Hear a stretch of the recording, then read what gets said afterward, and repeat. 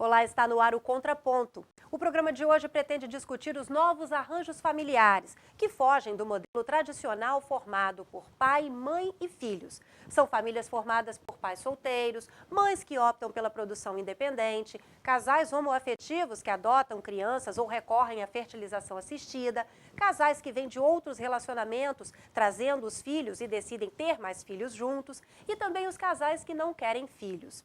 Mas como são vistas as novas constituições familiares? E como ficam esses novos modelos em relação aos aspectos legais que regem o direito de família?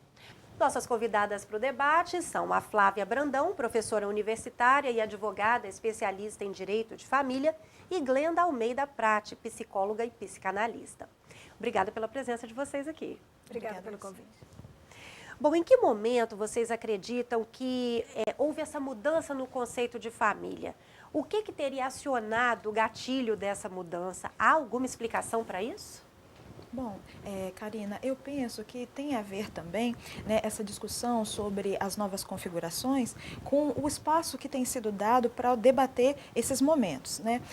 As famílias, elas têm sofrido mudanças ao longo do tempo. No entanto, essas mudanças só têm sido percebidas ou discutidas recentemente, dessa maneira tão massiva, né, comparando com as outras configurações. Então, eu particularmente acredito que as especificidades, modelos diferentes sempre existiram. Porém, o espaço para discussão desses modelos é que tem surgido recentemente. Hoje eles estariam mais visíveis, então? Exatamente, porque tem toda uma mídia sobre essas configurações. A gente observa atualmente nas novelas, nas músicas, tem se falado mais de sexualidade e tem se falado mais de família, dessas configurações, tem feito um apelo sobre isso. E há também um discurso muito forte sobre a maneira certa, um enfoque mais técnico no sentido de qual a maneira certa de cuidar dos filhos, qual a maneira certa de se constituir um lar. Então, esse tipo de discurso que tem circulado nas mídias de uma maneira mais importante, até por efeito também do avanço da internet, das tecnologias, acredito que tem contribuído. Eu já vejo de uma outra forma. Assim, eu não vejo que essa discussão ela é atual.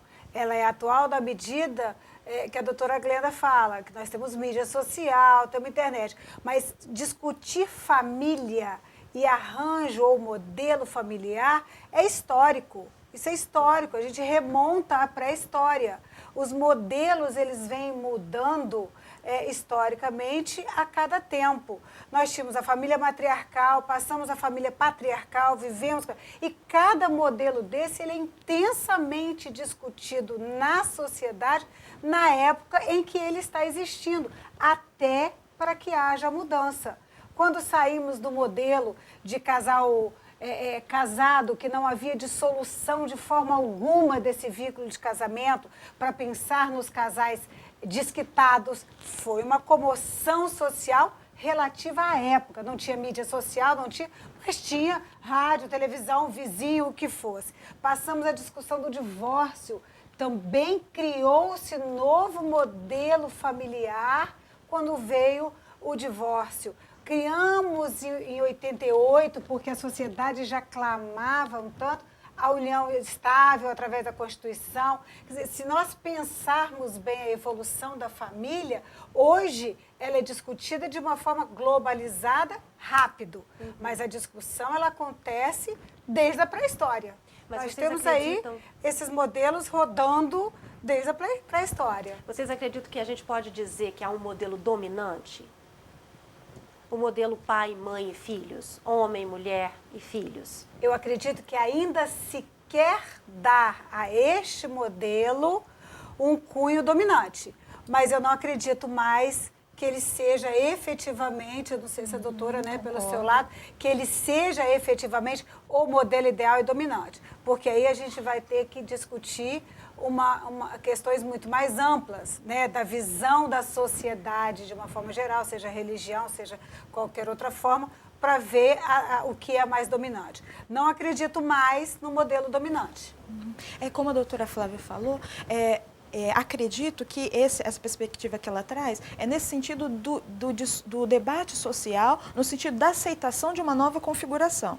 Mas é fato que, embora as famílias, né, algumas famílias se constituam como pai, mãe, filhos, não quer dizer necessariamente que esse pai e essa mãe convivam dentro da mesma casa ou dividam, né, o mesmo quarto, enfim. Então, dentro das famílias, tem configurações diferentes que, concordo com ela, vem seguindo ao longo do tempo, mas isso tem sido permitido expor agora. Acredito que recentemente as pessoas estão num sentido mais social, como ela falou, né, de criar uma possibilidade, uma abertura, né, como ela citou da questão do desquite, né, houve um movimento até que isso foi possível de estar sendo colocado como algo da realidade, algo comum.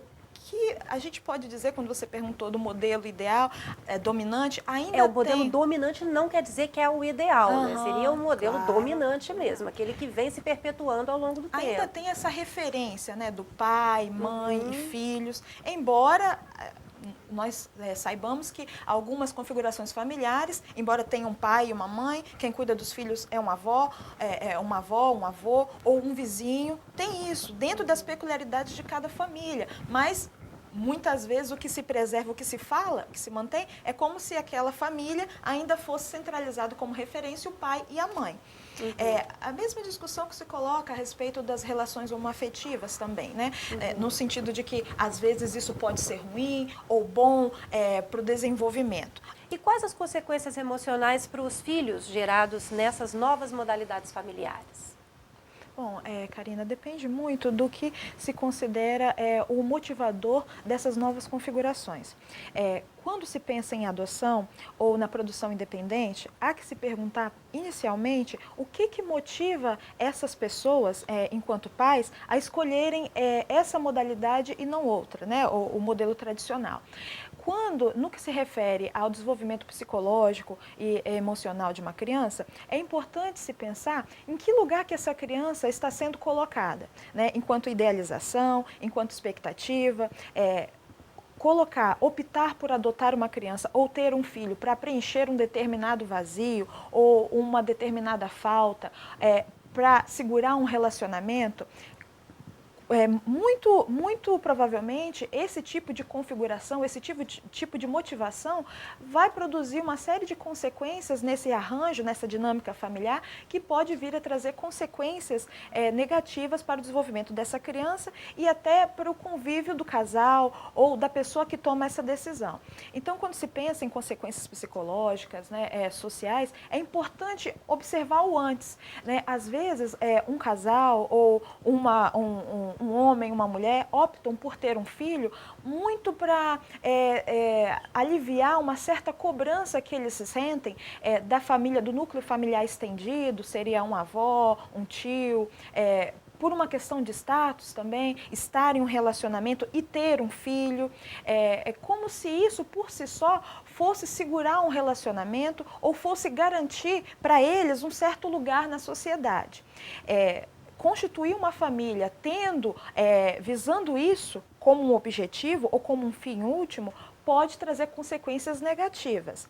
Quando se pensa na questão de uma adoção, por exemplo, se a adoção de um filho ela é feita por um casal para preencher uma determinada cobrança, um determinado espaço, não em função de um desejo de exercer uma maternidade ou de achar que isso pode trazer um benefício para o casal ou para eles enquanto pessoa, fazer essa adoção de um outro jeito, né, para, como eu falei, aliviar uma demanda que eles sentem, pode vir a trazer consequências, porque para essa criança pode vir uma cobrança.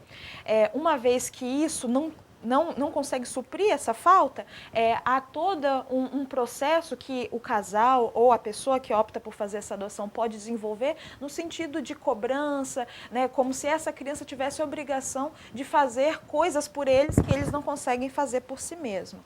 Então, o que eu penso que teria que analisar antes quais são esses motivadores, né? Porque é uma decisão muito complexa, muito importante e é para toda a vida. Uhum. E tem a situação também das famílias formadas por homens e mulheres que vieram de outros relacionamentos com seus filhos, e optam e desejam ter filhos juntos, ali nesse novo relacionamento, e fica aquela situação do os meus, os seus e os nossos filhos, né? Sim. Também há algum tipo de conflito numa configuração familiar como essa, que precisa ser administrado? Conflitos todas as famílias têm, mas conflitos resultantes dessa nova configuração. Você que trabalha com isso, é comum? Sim, é possível, porque acaba, de certa maneira, construindo uma relação com o filho de objeto, né? O meu filho, o seu filho, quando na verdade, quando se pensa,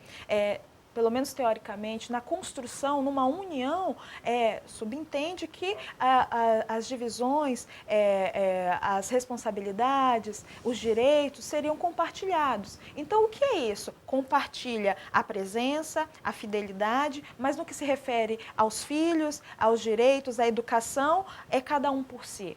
Então, gera uma questão de dúvida por parte das crianças e até pelos próprios cônjuges de qual é o papel deles, qual é a função. Há uma confusão ali, né? Sim, e o problema das confusões, quando existe nesse sentido, é que se perde, a pessoa se perde. O que fazer em termos de educação? Quais são os valores que eu vou seguir? Os dela, os meus? Vou pensar na criança? O que seria um valor a ser compartilhado quando eles são diferentes? Né? O homem tem um, a mulher tem outro, e tem um filho ou tem filhos. Então, parece que nesse caso específico que você citou, em alguns casos, algumas regras, alguns limites valem para alguns membros da família, alguns filhos. Para os outros já valem outras referências. Então, é complicado mesmo pensar numa formação de caráter, numa formação para a vida com tantas diferenças. Haver um equilíbrio ali familiar, né? É importante ter sempre um equilíbrio. A senhora enfrenta situações assim no seu dia a dia de trabalho, doutora Flávia? Eu digo já que a que senhora a lida com ponta direito final de família. o que vem para mim é o final. Infelizmente, quando já aconteceu o desamor, quando já aconteceu dessa família entrar num processo de dissolução. Mas não necessariamente o processo de dissolução dessa família ou o dia a dia venha trazer conflito para as crianças. Se os adultos conseguirem separar o que é casal conjugal de casal parental, as crianças saem muito bem dessas relações. Passando por adultos, as crianças passam muito bem, porque nós estamos numa sociedade onde separação, reconciliação, reunião se tornou muito comum. Então, sabendo lidar com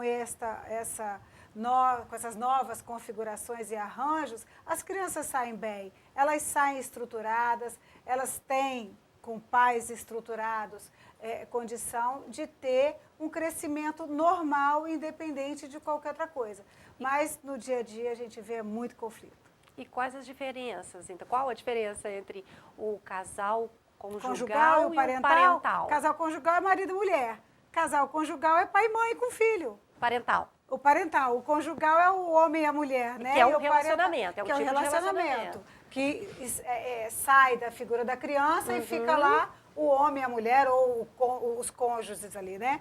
E o parental é o homem e a mulher, ou os pais, com relação aos seus filhos. Então, separa a minha briga, o meu desamor de homem e mulher, com a minha separação dos filhos. Ela pode ser muito bem estruturada, independente do homem e da mulher. Então, o caminho para se administrar isso em casa passa seria... pelos adultos, né? O tempo todo passa maturidade, pelos adultos. o diálogo. Seria, doutora Glenda? Sim, sim. Ela falou uma coisa muito importante. Os pais, eles precisam saber diferenciar o que é ser marido e mulher e o que é ser pai e mãe, né, nessas configurações. Porque, às vezes, há uma confusão, onde os papéis se confundem um com o outro, de modo que eles não conseguem lidar com essa separação. O relacionamento acaba, mas a relação pai e mãe é para sempre. Uhum. Bom, por falar em acabar, o nosso primeiro bloco acabou, nosso tempo acabou, mas eu convido você a continuar com a gente assistindo o Contraponto. Hoje nós estamos falando das novas configurações familiares. A gente volta daqui a pouquinho, depois do intervalo, eu te espero.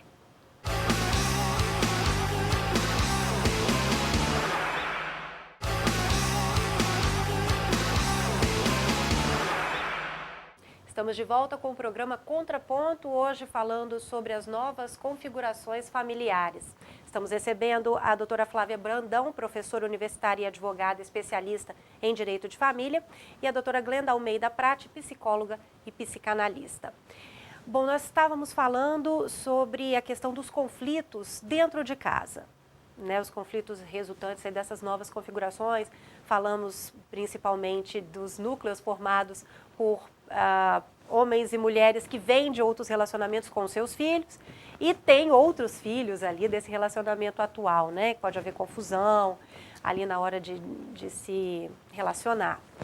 E como é que fica isso fora de casa? Como é possível administrar essas situações fora de casa, diante da sociedade, escola dos filhos, trabalho, convivência social, convivência familiar, né? Como é que fica essa situação para vocês, na opinião de vocês? Eu vejo hoje com muita tranquilidade a aceitação dos novos arranjos na sociedade. Eu não consigo diferenciar no meu dia a dia, né, da onde vem essa pessoa, se de um lar mosaico, se de um lar homoafetivo, se de um lar afetivo. Eu acho que a sociedade hoje recebe todo mundo de uma forma inicial muito igualitária. A partir daí é que a convivência começa a se estender e começa-se a conviver ou não com esses novos arranjos. Mas a escola recebe muitíssimo bem, sem qualquer tipo de discriminação. Cada vez mais estamos trabalhando a educação para os novos arranjos familiares, cursos específicos para receber filhos de casais homoafetivos na escola, como a escola lidar com estes novos arranjos. E quando a gente recebe da escola, a sociedade recebe em segundo lugar, porque a escola é o primeiro momento, né, que a família sai, né, que essas crianças saem de suas famílias, é para a escola. Eu, inicialmente, não vejo nenhuma forma discriminatória de recebimento. Outra coisa é ter a discriminação individual. Eu estou falando num coletivo absoluto. Na minha prática, eu vejo que há uma diferença, sim, em termos das escolas, né? Tem uma dificuldade, não da escola em si, mas eu vejo de uma preocupação de como os pais dos outros alunos irão receber determinadas configurações. Saber que os filhos estão convivendo com outras crianças que presenciam determinadas, né, vivenciam determinadas configurações. Eu sinto que a preocupação maior é de uma perda de alguma coisa que a sociedade vê como muito valioso no que se refere à questão da sexualidade, porque é visível que há uma abertura maior no que se refere a isso. Eu estou falando em relação aos casais homoafetivos, né? Há uma preocupação muito grande, por um lado, né, de que alguma coisa fique muito exposta, né? E acredito que tem a ver com essa questão da sexualidade, porque falar de sexualidade é falar de certas liberdades também, falar de desejo, e acho que isso na nossa sociedade, ele tem sido ainda cheio de tabus, né? Falar disso, falar do desejo. Nós estamos vivendo numa política muito consumista, né? Do lidar com as angústias, do lidar com as dificuldades, a partir do comércio, comprar coisas, como se isso fosse, como eu falei anteriormente, né? Conseguir completar alguma falta. Então eu vejo que algumas famílias e as escolas também, por se preocupar em qual vai ser a repercussão disso, né, de lidar com uma família com essa configuração com os outros pais, de um pouco de receio, sim, dificuldade de lidar, não só com isso, mas com outras questões também. Eu ainda vejo que as escolas têm dificuldades, pelo menos algumas que eu pude acompanhar mais de perto, têm dificuldades de lidar com pais separados, né? É uma coisa comum na nossa sociedade, hoje em dia, mas ainda sinto que há dificuldade. Não saber o que fazer quando aquela criança começa a apresentar determinadas angústias em relação de se comparar com outras crianças, de ter comportamentos disfuncionais no que se espera de uma educação, não ser comportados. A criança, quando ela passa por dificuldades no lar, ela manifesta de alguma maneira, né? Algumas acabam se retraindo, mas outras acabam se manifestando com agressividade ou com uma agitação muito grande. E hoje, com a política da medicalização também, né, há essa tentativa, né, de não lidar com o problema em si, de não investigar, mas sim de tentar fazer com que ele acabe, porque faz muito barulho, né, e a sociedade às vezes não está pronta para lidar com esse barulho, né, então tem uma questão técnica de impedir que os problemas se manifestem, aconteçam. Então, muito tem a ver com a dificuldade de lidar com as dificuldades do relacionamento, dificuldades sem saber o que lidar com a família, como lidar com essa configuração, com a família. Então é algo que ainda tem que ser construído nas escolas. O que eu tenho percebido é que sim, que ainda é preciso discutir muito ainda sobre isso, sobre como lidar, né, com aquilo que aparece, enquanto um problema de comportamento, no que se refere à criança, existem pais que não participam da vida escolar dos filhos. Pois é, doutora Glenda, desculpa eu interromper a senhora, mas a senhora está falando de uma forma genérica. Nós estamos falando dos novos arranjos familiares. Se eu falar que não sabe lidar com o pai separado, não sabe lidar com um problema, a gente sai dessa configuração da aceitação dos novos arranjos. Os novos arranjos em si, eles não são o problema. O problema é o que vai ter de consequência no lidar para a escola. Mas a aceitação, que foi a pergunta, como está isso de recebimento dos novos arranjos, eu não vejo que isso hoje seja por existirem novos arranjos familiares, por termos convivência com famílias homoafetivas, famílias reestruturadas, os meus, os seus e os nossos, eu não vejo que isso traz o problema. Algum tipo de conflito? Absolutamente. O conflito, ele é individual. Quando uma criança, seja ela, falando em termos de escola, seja ela advinda de que modelo familiar for, tem um problema, a escola pode ou não estar preparada para receber. Criança DDH, criança hiperativa, pouco importa qual é o modelo familiar de onde ela venha. A escola está preparada ou não. Algumas não lidam com questões mínimas da criança. E não porque elas são advindas de um modelo familiar novo, considerado teoricamente novo. É nesse sentido que eu discordo assim, um pouquinho da sua fala, de que não há preparação. Não há preparação genérica e não para o arranjo familiar. Sim, na verdade, eu concordo em partes com o que a senhora está falando nesse sentido mesmo. Mas acho que não tem como não falar disso, porque hoje em dia tem discussões sobre, tanto que nós estamos falando sobre isso, né? Tem uma hipótese, né, que as pessoas lançam sobre alguns problemas, né? Como se esse novo arranjo familiar, e uma preocupação, inclusive, das famílias, né? Como será o futuro, né? Como lidar com isso? Então, de alguma maneira, tem sinalizado como algo preocupante. As pessoas têm medo do que vai vir, né, após isso, né? Nas relações homoafetivas, tem uma discussão. Nas novelas, tem aparecido muitos casais assim como uma coisa muito normal, muito comum. Mas tem pessoas que se sentem tocadas, ainda tem pessoas que não conseguem lidar com isso. Mas tem pessoas que não lidam com milhares de coisas comuns. Eu não posso...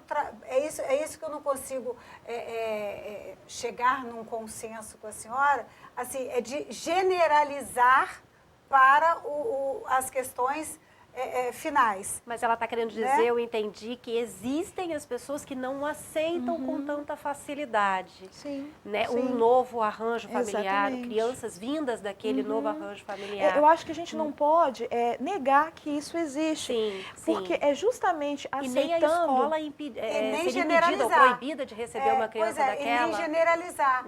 Já apontando que o problema advém porque estamos num novo modelo ou numa nova, teoricamente falando, de um novo modelo familiar. E aí, esse modelo já traz um olhar diferente. É isso que eu acho que não pode ser visto por este prisma, porque saímos aí para o coletivo.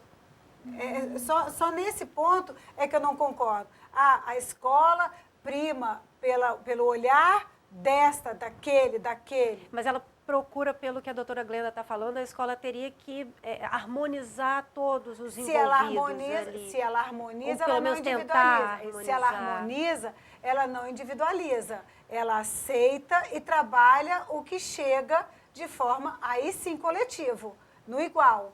Mas Tanto foi que nós exatamente estamos, o que eu falei. tanto Porque que a gente o que eu fala assim, disse... hoje a gente não tem mais na escola, dia do pai, dia da mãe, que nós estávamos falando Nós antes. íamos falar, eu O ia dia abordar do essa pai, dia da questão. mãe. Tem escolas dia que da instituíram família, o dia da é família. o dia da família, porque é o olhar coletivo.